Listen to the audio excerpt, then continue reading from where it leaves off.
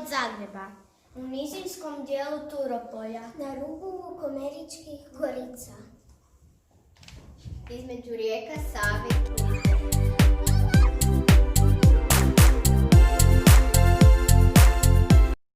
Po veličini i broju stanovnika, najveći je grad u Zagrebačkoj županiji.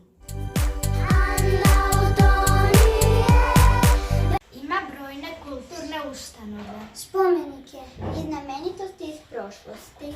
Gorica moje dom, tu sam sretan, tu. U gradu postoji 8 osnovnih škola, od kojih je naša Najveća!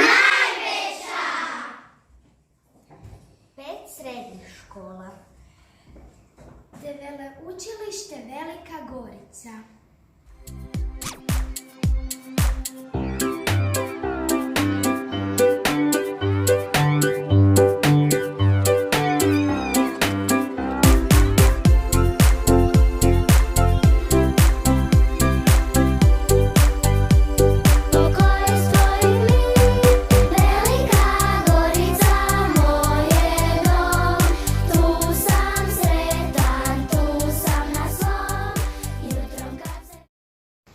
Zaštitnica grada je Sveta Lucija, na čiji dan 13. prosinca obilježavamo Dan grada.